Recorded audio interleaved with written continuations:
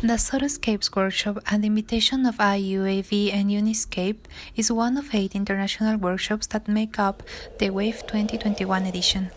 The Soroscapes workshop took on the challenge of proposing an innovative territorial model for Santa Cruz Island, intending to improve landscape conditions, public spaces, and sustainable mobility, along with fresh potable water provision based on rainwater harvesting mechanism and other efficient methods to obtain benefits from scarce natural resources. The Galapagos Islands are located off the Ecuadorian coast in the Pacific Ocean. They are made up of 13 main islands that attract almost 250,000 tourists each year. This archipelago was accidentally discovered in 1535 and is inhabited since the 17th century. Since then, people from all over the world have visited the Galapagos Island to enjoy one of the most diverse ecosystems in the world, turning it into an important location for ecotourism and scientific research. The Galapagos Islands are a national park and also part of the UNESCO World Heritage for their unique biodiversity. The Cruz Island, the most populated island with just over 15,000 inhabitants settled in almost 1,000 square kilometers, was the area chosen by the workshop due to its high complexity. In the starting point, we were supported by global and local experts in nature conservation and technical political management of natural heritage, who granted their guidance on ethical attitude towards the problem and threats faced by islands, all of which is material for the curation of an area characterized by tourist attraction, bringing around the dynamic that risk the patrimonial conditions and the inhabitants' quality of life. The Soroscapes team was made up of 40 students, 2 teaching assistants, and 1 local assistant, led by the professor in charge. The team held continued permanence, showing high interest on the topic and the challenges faced during these 3 weeks. The academic response can be summarized in 3 keywords: talent, courage, and commitment. After attending the testimonies and working on the collected cartography, photography, and documental information, the team was able to answer 9 key questions that structured the manifesto as the intellectual support for the proposals, ideas, and projects. The document addresses the nature of the crisis that the islands are going through and the need to set up effective conservation strategies using a disruptive model that fully considers the limitation of available resources, demanding habits rectification to achieve qualitative improvement of the habitat, keeping up the continuity of natural landscapes, and assigning a limited use of the land and its resources, therefore achieving both social equity and environmental balance. Afterward, the students proposed systems intending to improve human well-being and nature conservation, matching them with expert critiques, and finally proposing localized intervention in the territory per the following classification. Equipment. Group A. The project is part of the context in which the urban conformation, which has been consolidated for decades, does not offer points of references for citizens, such as urban hubs that have the function of attracting people and connecting 2 areas of the city that are connected insufficiently. For this reason, the choosing project area is part of a crucial point of the city and has 4 views on different and important areas for this place, such as the Event District, the Mirador District, the Stadiums area, and the electricity plant, and finally on the National Reserve. The goal is to offer to the city an area of interaction that presents itself with a project whose organic nature reflects. Group I.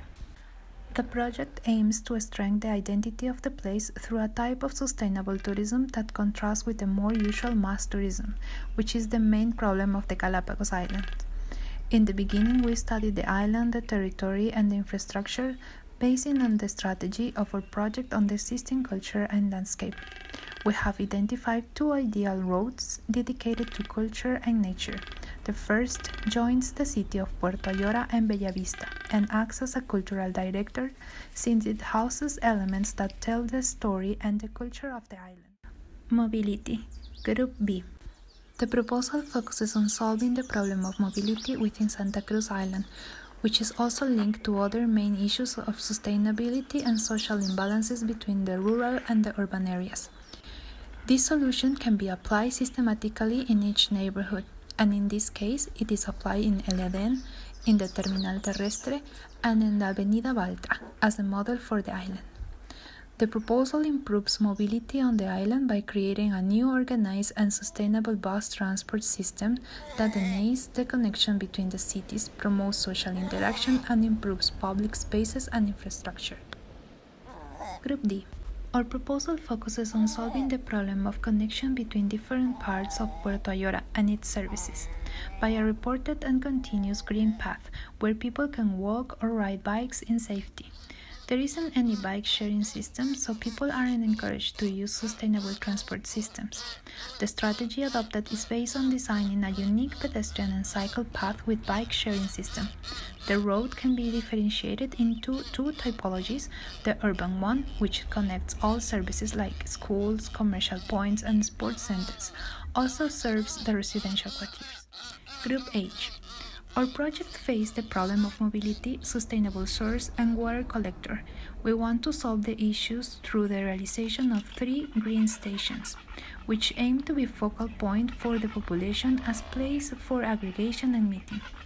At the same time, those stations act as central points for the creation of a sustainable mobility thanks to renewable energy sources. For those reasons, the green stations are located in strategic and central places in the 3 biggest cities of the island: Puerto Ayora, Bellavista, and Santa Rosa. Group G. Following an analysis, we found problems regarding mobility and infrastructure. The main attractions of the island were not reachable by public transport as there were no stops and cycle paths to reach them. Our intervention consists of expanding cycle paths, replacing all buses with zero-emission electric buses, and enhancing mobility by increasing and building new bus stops with local materials and typical urban furniture. These are in the main inhabited centers and attractive poles of this island, such as Las Bachas, Los Gemelos, Playa Garrapatero, Parque Ecológico, El Cascajo, and El Puntudo. Sustainability. Group C. Proposal focuses on solving the problem of management, storage, and consumption of water to overcome the intermittency of actual water service. Our strategy is based on collecting water through an artificial drainage divide located in high rainfall areas, connected to a system of minor ditches called Saia, and to other 3 secondary channels that bring water to the parishes. In fact, in these areas there are water collection and storage units, adequate equipment and services, furniture and vegetation to encourage and educate people to a conscious use of water to reach this goal in Puerto Ayora. An intersection of the drainage divide to the right of the city opens us the chance to plan educational spaces for water supply with a headquarters downstream the channel. Group E. The proposal focuses on solving the sustainable problem, in particular the water and energy needs, with the integration of transport topics on the island of Santa Cruz. It implements a strategy based on the construction of a solar field to produce energy with agro-photovoltaic technique and greenhouses for planting. The proposal transmits the will to transform the territory and make it more energetically independent from the continent, and favor the birth of new services and activities in the hinterland and not only on the coast. Group F. Green Network for Urban Reactivation.